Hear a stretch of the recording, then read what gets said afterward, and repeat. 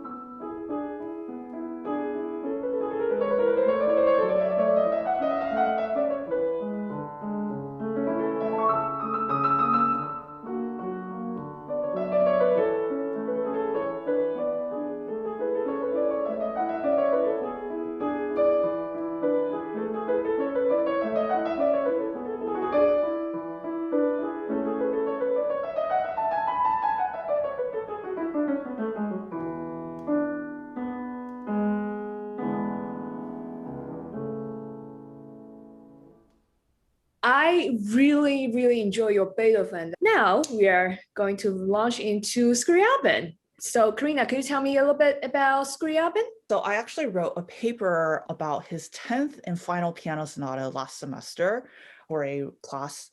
So Scriabin had a lot of philosophical beliefs. The paper was talking about how his philosophical beliefs merged with his musical ideas and created the 10th and final piano sonata. I put a link in the program notes to my paper. So if you want to check it out, it's really fun to read. Nice, nice. So, how does this connect to the prelude you played today? Scriabin, just like Beethoven, also has three periods. He has early, middle, and late. And so the preludes today are from early Scriabin. Early Scriabin is definitely very much influenced by Chopin. And so you can hear the really lyrical melodies, you can hear dance-like movements in it, and you can also hear some really beautiful but very interesting and kind of out there harmonies. And is this your first time playing Scriabin? What's your overall impression of it? It is my first time playing No Scriabin. way. Yeah. I find that a lot of pianists kind of Uh-huh. stay away from Scriabin or kind of like, keep him at like, 6 foot social distancing kind of thing. Why is Uh, that? I think Scriabin to a certain extent is not as accessible as say Schubert, Schumann, Brahms, because of his very strange harmonies, also because of the influence of his philosophical beliefs and how that's so integral to his music. To me, I think that writing the paper, even though it was on late Scriabin and I'm playing early Scriabin, I think that having perspective on how he eventually ended up was really helpful to understanding his music from early on. And I will definitely be playing more Scriabin in the future after this recital. We look forward to that. So after your introduction of Scriabin, it just makes me even more looking forward to your playing. I hope everyone enjoyed that. And I'm Thank going to you. sit tight and listen to it.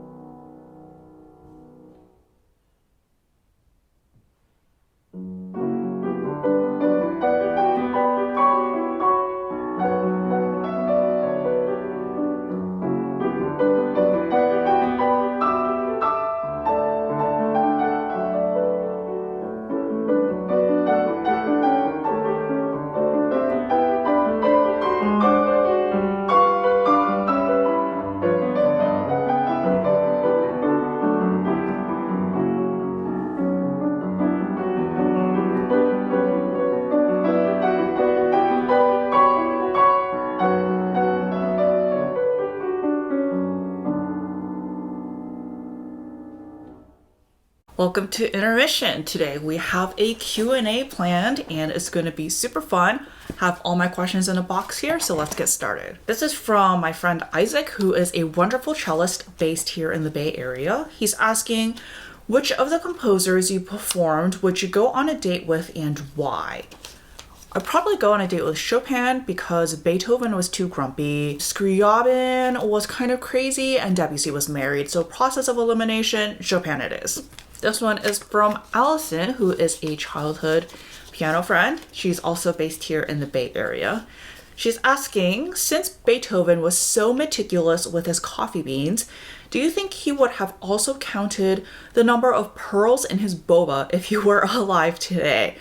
Absolutely. He would try to figure out, I think through trial and error, what the perfect number of pearls is in his drink. And for those of you who aren't too familiar with boba, it's milk tea and it's super good. It originated in Taiwan and now it's super popular everywhere. It's one of my favorite things to drink, and I think the perfect number of pearls in one cup is 20 to 25. This one is from my friend Nak, another pianist. He is based in New York City. He's asking me, is water wet? Do you think water is wet? Drop your answer in the live chat below. And Nak, I don't know, is dirt dirty? This is from my studio mate Maggie. She's asking, what or who are your inspirations? This is an excellent question.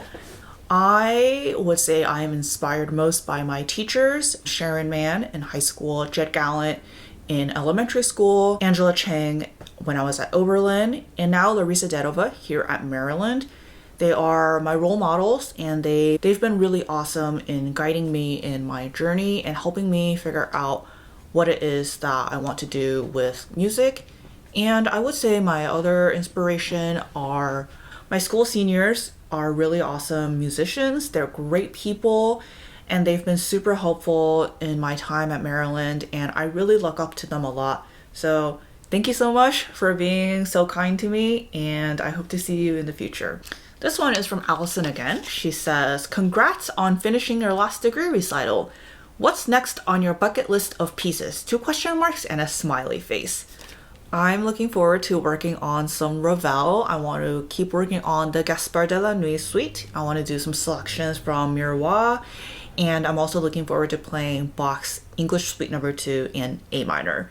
This question is from Isaac. He says, tell us about your new job with 5 exclamation points and 1 smiley face. I am very excited to announce that a week from today, I will be starting as a general manager at Ensemble Music Schools. And we have 3 locations here in the Bay Area, so I'll be here for a while. This one is from my friend Eugene. He is a violinist at UMD, and we played Beethoven's Spring Sonata together. It was really fun. He says, what do you think about right before starting? Another really great question. What do you think about right before starting? Drop your answer in the live chat below. I personally think about tempo, which is really important, and I also think about the mood I want to set, the atmosphere I want to create. I do a very quick scan of the overall structure of the piece, and then I just launch right into it. This poem is from an anonymous friend. This person is asking who my favorite composer is. Off the top of my head, I would say Eric Whitacre. He is a choral conductor and writes a lot of choral music. He writes really, really cool cluster chords, and so I really enjoyed singing his music back in the day when I was in choir. This one is from Chad, who is another violinist at UMD. He's asking me, what is the meaning of life? What do you think the meaning of life is? Drop your answer in the live chat below. I personally think the meaning of life is to find your happiness, pursue what makes you happy, eat good food, and find your purpose in life, and just go for it. This one is from Isaac. He's asking me, what is your favorite Beethoven symphony? In parentheses, literally tells us everything we need to know about you. I actually have not listened to all 9 Beethoven symphonies from start to finish, but of the ones that I have heard, I like Eroica the most. What's your favorite one? Let me know in the live chat below. And Isaac, please tell me what this means. This one is from my studio mate, Corey. He's asking, who watches The Watchmen? Also, please tell me where Grizz and Panda are. I don't watch The Watchmen. If you watch The Watchmen, let me know in the live chat below, and I'm sure Corey will be delighted to talk to you about this show. Also, I don't know where Grizz and Panda are, but when I find them, you'll be the first to know. And by the way, Grizz and Panda and Ice Bear are the 3 bears in the Cartoon Network show called We Bear Bears. This one is from Isaac again. He says, tell us about the weird process of doing an online pre-recorded recital. I think the most challenging part of online anything, so online classes, lessons, recitals, is to keep people engaged. So actually, doing an online recital has helped me figure out how to become more creative and be even more engaging. And this Q&A is one of the things that I came up with. This is from my friend Ian, who is a violinist and a pianist. He's equally great at both. He says, would you rather fight 100 duck-sized horses or just one horse-sized duck? For the record, ducks, geese, swans are all super mean, so I would rather fight 100 duck-sized horses and never fight that one horse-sized duck. This one is from an anonymous studio mate. She's asking me, what is your favorite and least favorite concertos and why? My least favorite piano concerto is the Grieg piano concerto because I think it's just okay in terms of the writing and the orchestration and whatnot. I think that there are better concertos out there, and I think that people should venture outside of the 5 concertos that everybody always plays. My favorite concerto, I would have to say, are Rock 2, Rachmaninoff's Second Piano Concerto, and his variations on a theme by Paganini. Super fun pieces. This one is from my friend Sarah, who I met in Canada in 2017 at a summer music festival. She says, what are 1 to 2 practice tips you used to prep for this recital you'd advise to practicers? This is a really great question. What are your practice tips? Let me know in the live chat below. My 2 main practice tips are, firstly, practice performing. We are performance majors, and I think that we spend too much time practicing and not enough time practicing performing. So grab your friends, grab your stuffed animals, just have them sit there and just run your stuff through. I promise you it makes a huge difference. The other thing that I recommend is practicing backwards. So I actually did this for the 4th ballade. I knew that the coda was really hard, and so I was just like, okay, I'm gonna start there and work my way backwards, and I'm super thankful, really glad I did that. So highly recommend both of those.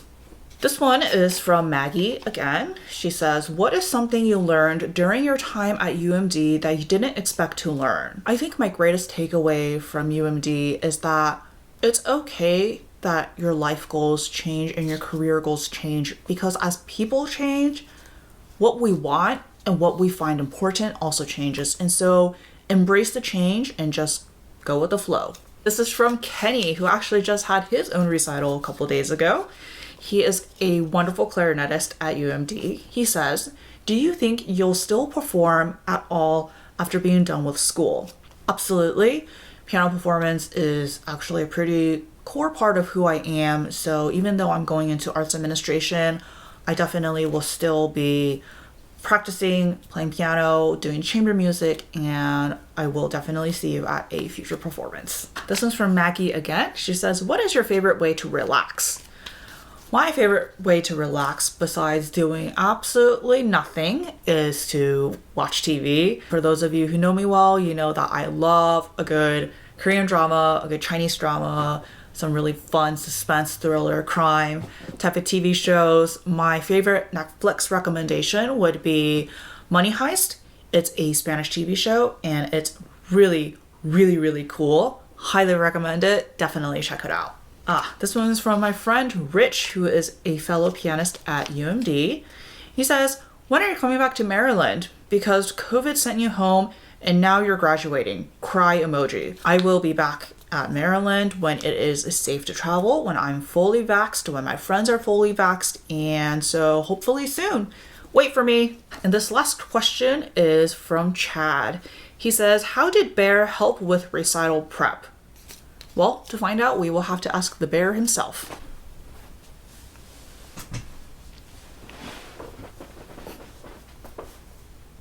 He's feeling pretty fancy with his bow. And so, how did you help me with the recital? He says that this is a big secret, but he's actually the one who played all the audio for the recordings, and I actually just did the hand motions, and so he's actually the real star here. All right, so that's all we have for the Q&A, and so now let's get back to the program. Hello, welcome to the second half of my recital. Today we have a very special guest here, Christine. She is an old friend of mine. Christine, please introduce yourself. Hi, everyone. Thank you so much for coming to Karina's concert. This is going to be great. So, I'm an old friend.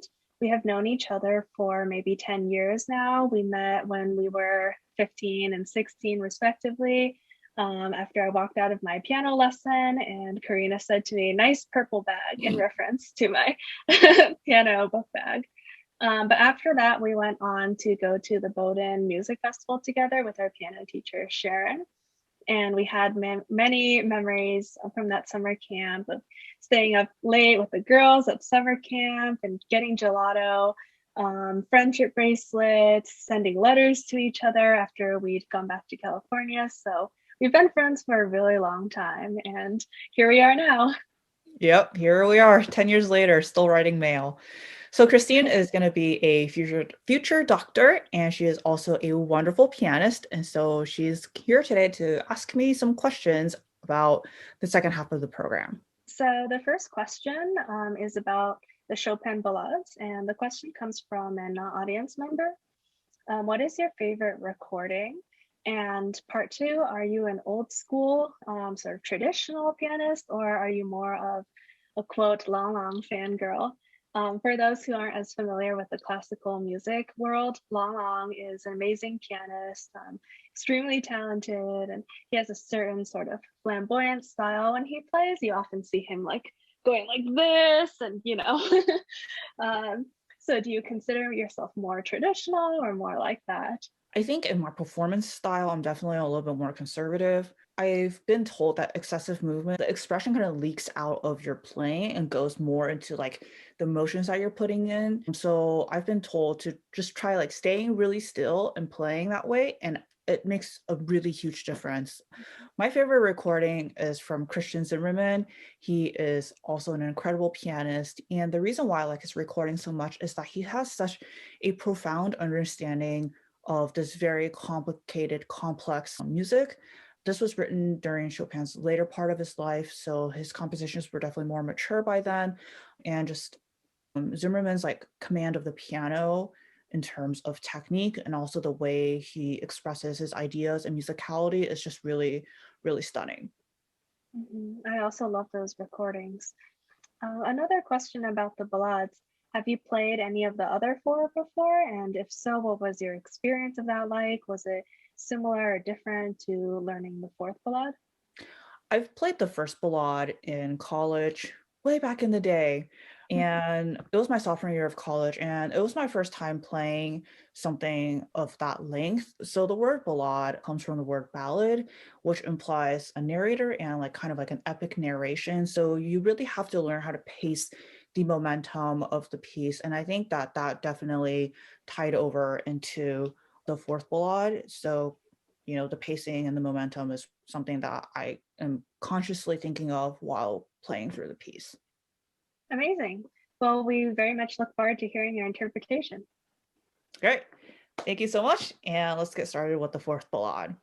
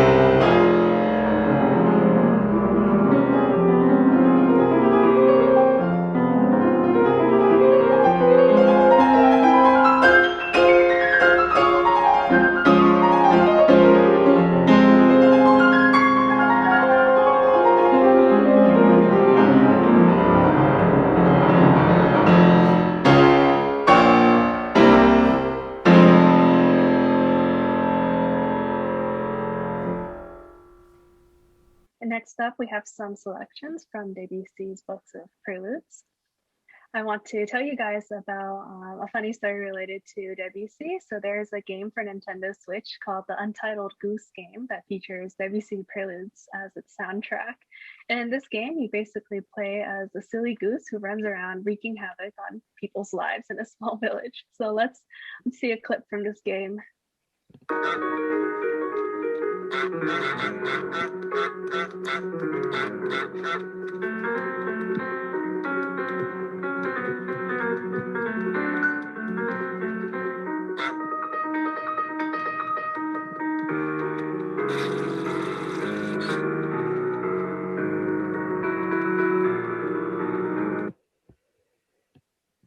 I really want to be that duck and just like wreak havoc on people's lives. I know, it sounds like an amazing existence. Yeah, when I saw that trailer, I just thought it's perfect. Debussy fits perfectly for these scenes. Anyhow, any additional thoughts about the Debussy preludes? So all the Debussy preludes, as you can see in the program notes, have very specific titles to describe kind of scenes and whatnot.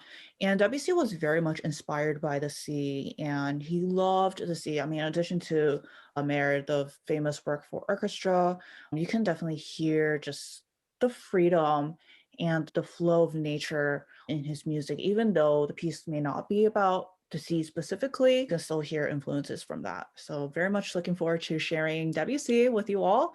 Please enjoy. Amazing. We look forward to it.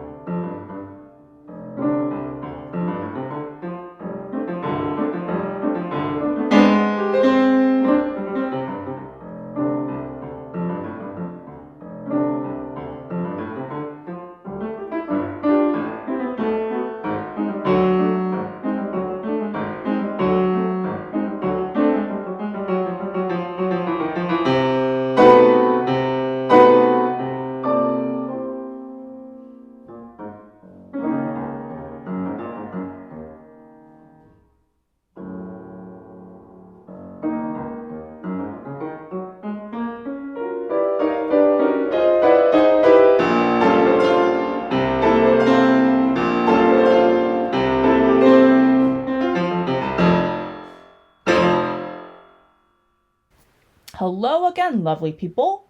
Welcome to the Carina Finally Graduated Airport. Local time is whatever time zone you're in, and the temperature is sunny with no chance of meatballs.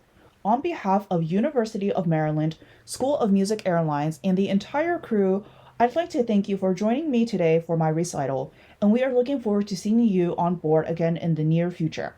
Have a wonderful rest of your day or night wherever you are.